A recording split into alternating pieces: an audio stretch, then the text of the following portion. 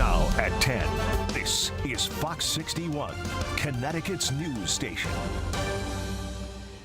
For the second time in less than a week, burglars strike a Hartford nonprofit. Thanks for joining us for the Fox 61 News at 10. I'm Brent Hart. And I'm Sarah Sanchez. Staff at the Angel of Edgewood are left stunned and having to pick up the pieces yet again.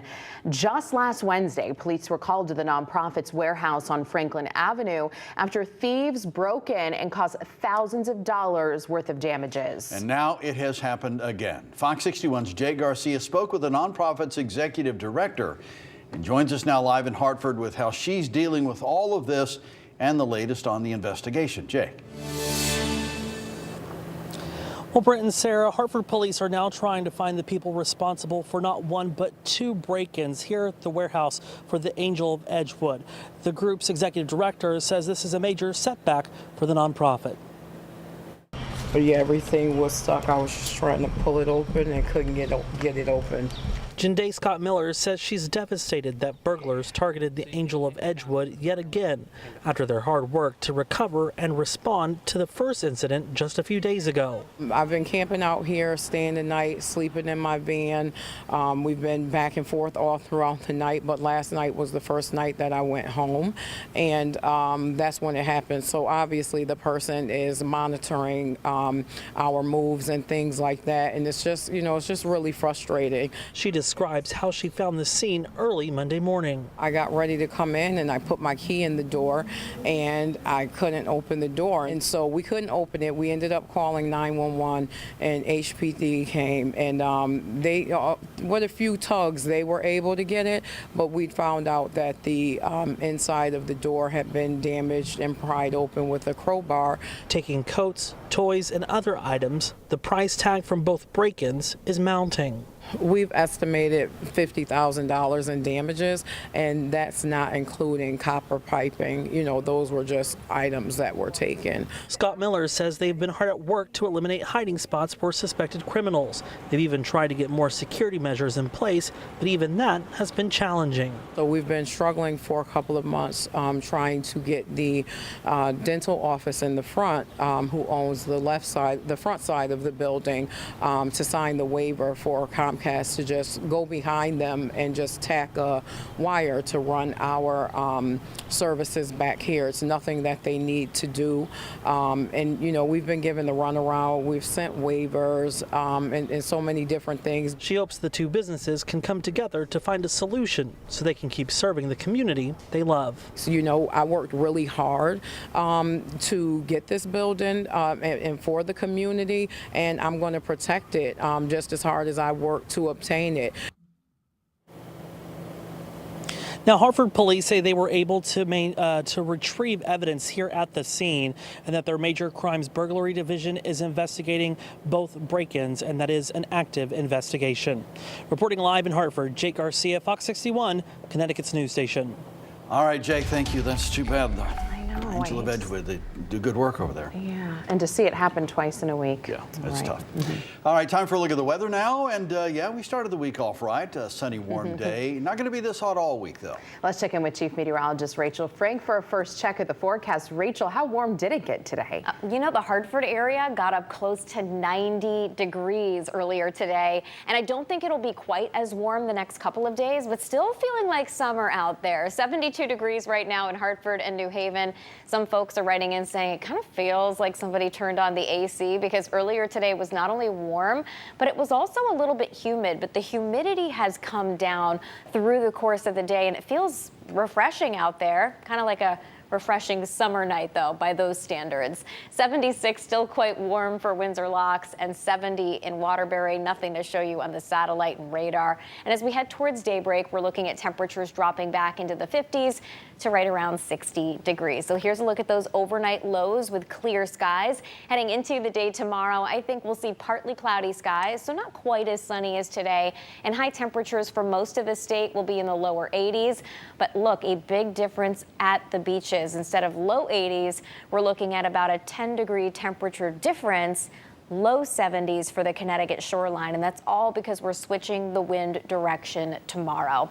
We're going to do this again for Wednesday, but with even more clouds and more humidity, and then showers and storms will return as we head towards the end of the week. We've got the timing full forecast coming up. Thank you, Rachel.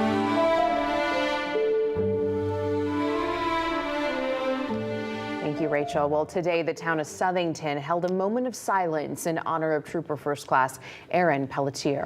He died after being hit by a truck during a traffic stop on I-84 last week. Dozens of people gathered at a funeral home in Southington at exactly 2:36 this afternoon. That's the exact time State Trooper Aaron Pelletier was killed last Thursday.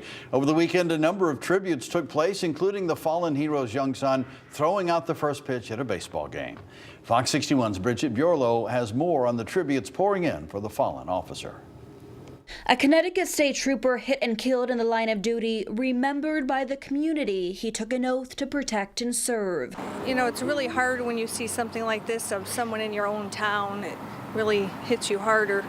It's hard to believe, and we feel very bad for the family. We can't imagine what they're going through. 34-year-old Aaron Pelletier died while conducting a traffic stop along I-84 in Southington Thursday. He leaves behind a wife and 2 young sons, one of them honoring his dad this weekend at Duncan Park in Hartford, throwing out the first pitch for the Yard Goats. Baseball fans giving a standing ovation to the Pelletier family. In Southington, schools will close on Tuesday for the wake of the fallen trooper and will dismiss early on Wednesday for his funeral. It's planned to be held at this funeral home where a memorial grows in honor of Pelletier's service and sacrifice. People traveling from across the state to lay flowers, hang balloons, and even drop off this wooden statue of the trooper's canine partner. Jan Kraus is an EMT and says this tragedy hits too close to home. It just breaks my heart to see a fellow first responder unfortunately pass away in the line of duty like this. It just happens too often, you know. This is like the 4th officer in Connecticut, I believe, that's died in line of duty in the last 2 years. The tributes also pouring in online, where hundreds took out their checkbooks to support the Pelletier family. A GoFundMe page surpassing $400,000, with organizers hoping to raise $500,000 by the end of the week. And that was Bridget Bureau reporting. Tonight we are learning new details about the fallen trooper's wake and funeral. There will be a private viewing time for friends and family tomorrow afternoon, followed by calling hours for law enforcement tomorrow night. Then on Wednesday, the funeral will take place at 11 a.m. at the Xfinity Theater in Hartford. Everyone is welcome and doors open at 9. A private burial will take place at St. Thomas Cemetery. And we have all of that information on our website, fox61.com. All right, Hartford police are investigating a crash involving a motorcycle that left one person seriously hurt. That collision happened just before 2 o'clock this afternoon near South Main Street. The motorcyclist is in the hospital with severe injuries, and the driver of the vehicle involved only has minor injuries. Several roadways near the area were closed but have since reopened. Anyone who saw the crash should call Hartford Police. And we're following developing news in Plymouth tonight, where a plane crashed into a campground. The plane was being flown by a student pilot who crashed into the treetops, flipped over, and came to a rest just several feet away from families and live electrical lines. The student pilot was first trapped in the plane, but rescued by campgoers and first responders. Right now, we know she's seriously injured, but conscious and alert. Could have been very much a disaster here. We're not sure if they were trying to land, but that's the possibility. And it hit the trees and came down in the middle of the campgrounds. The plane was a small propeller training plane that initially took off from New York. Environmental officials had to clean up about 60 gallons of high-octane aviation fuel. Canton police and DEEP officials are investigating after a bear was shot and killed by a business owner. The owner told police he shot a bear that was eating trash in a dumpster, but he shot in self-defense after the animal came toward him.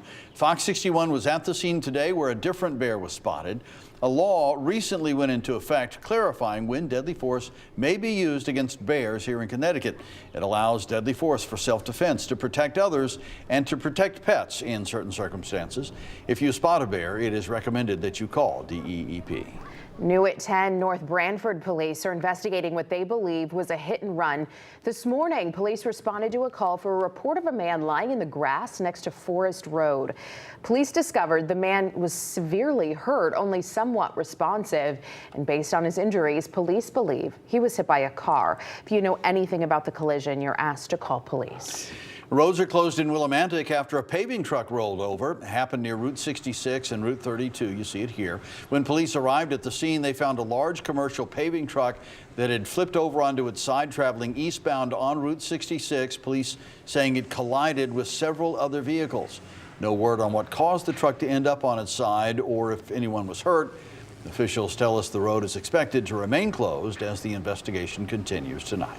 A federal judge has rejected a request to immediately shut down Alex Jones's media company, Free Speech Systems, as disputes in his bankruptcy case widen. Families of the Sandy Hook Elementary School shooting victims had asked for a judge to liquidate his media company immediately, but the judge ruled it can continue operating until June 14th. That's when the judge is expected to make a decision in the bankruptcy case. Jones and the company filed for bankruptcy reorganization after he lost 2 lawsuits and was ordered to pay the families $1.5 billion.